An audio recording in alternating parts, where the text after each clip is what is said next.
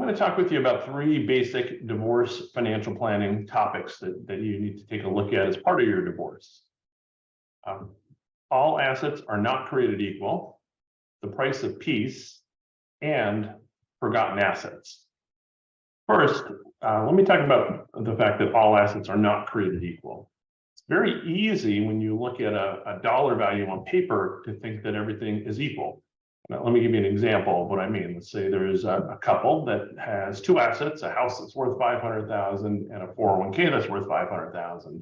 On paper, both of those are equal. So you could say, I'll take the house, you take the 401k, everything is split equally.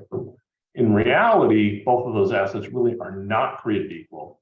The house really doesn't have any liquidity unless you sell it or borrow against it. And then you've got expenses like realtor fees if you go to sell it. The retirement plan generally is going to be taxable when you pull money out.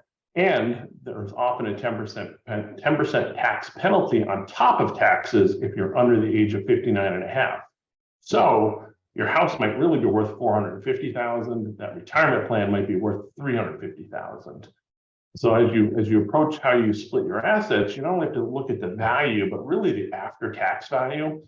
And that's really one of my primary roles as a certified divorce financial analyst, is to help you understand not just the tax ramifications, but look at different settlement options so you make smart decisions there. Second concept is what I call the price of peace. And divorce is definitely for most people, one of the most stressful and emotional, challenging times that you're going to go through in your life. And it's very easy when you're going through a very difficult time to get caught up in the emotion. And sometimes you'll end up fighting over things that perhaps you shouldn't be fighting over. So as much as possible, I always encourage my clients to try to make rational decisions versus emotional decisions, which is much easier said than done. And nobody truly wins and gets everything they want in divorce. So you're gonna have to pick your battles and decide what you want to fight for and what you want to give into. And as you do that, just really think about what the trade-offs are. And I'll just give you kind of a quick example that was a real life example. There was a divorcing couple. One was the primary wage earner, and that primary wage earner no longer wanted to pay car insurance for the other spouse. And so they were fighting over who was going to pick up this $1,000 car insurance bill, and ended up going to court and spending a day in court and paying over $5,000 in legal fees to fight over a $1,000 car insurance bill. So again, you want to step back, pick your battles, and as you make decisions.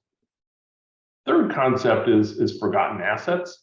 These don't apply to everybody, but one very big forgotten asset is pension plans. Most people don't have pension plans, but if your spouse works for the government or the state or school, they may have a pension plan that's available to them. And that is, in most cases, considered a marital asset that you would be entitled to half of. And so I would encourage you not to just brush it off and say, oh, you know what, that's their pension, they can just keep that. Because there's actually a process that you go through to value that pension and split it as a divorce asset. And pensions can quite often be worth $500,000, $1 million, or even more.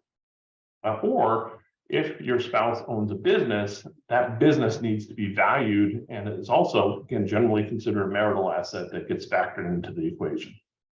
So those are three basic divorce financial planning concepts.